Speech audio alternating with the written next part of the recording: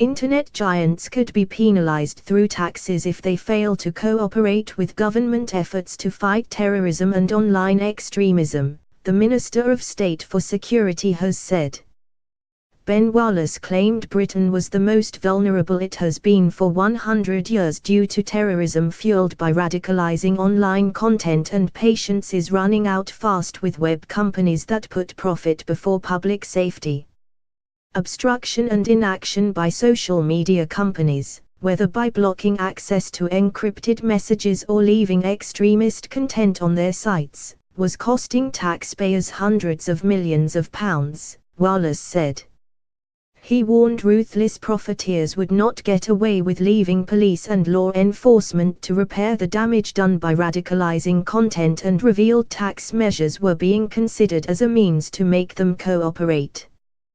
Because of encryption and because of radicalization, the cost of that is heaped on law enforcement agencies, Wallace told the Sunday Times. I have to have more human surveillance. It's costing hundreds of millions of pounds. If they, internet firms, continue to be less than cooperative, we should look at things like tax as a way of incentivizing them or compensating for their inaction. Because content is not taken down as quickly as they could do, we're having to de-radicalize people who have been radicalized. That's costing millions. They, the firms, can't get away with that, and we should look at all options, including tax. Such a tax would be similar to the windfall tax imposed on excess profits of privatized utilities by the Blair government in 1997. Or the levy Margaret Thatcher's government placed on banks in 1981, the newspaper said.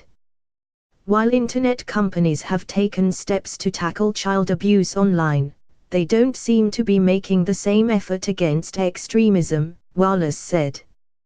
His warning comes after a parliamentary inquiry into fake news criticized Twitter and Facebook for failing to properly act against Russian attempts to influence British politics. MP Damian Collins, chairman of the Digital, Culture, Media and Sport Select Committee, said Facebook had appeared to have done no work to fully root out accounts that could be linked to Russian-backed agencies during the EU referendum. Twitter was condemned by the committee for a completely inadequate response to the investigation. Senior executives from Twitter, Facebook and Google, which owns YouTube, were accused of profiting from violence and was criticized for failing to remove offensive content when they appeared before MPs in December. Yvette Cooper, the chair of the Home Affairs Select Committee, urged the companies to accelerate efforts to tackle hate crime after some MPs were subjected to abuse online.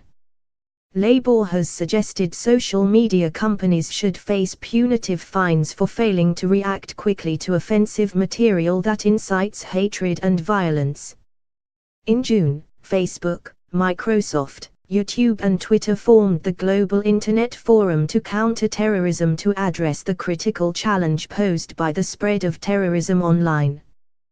Google has announced it will significantly increase the number of staff tracking down extremist, violent and predatory content posted on YouTube to more than 10,000 in 2018.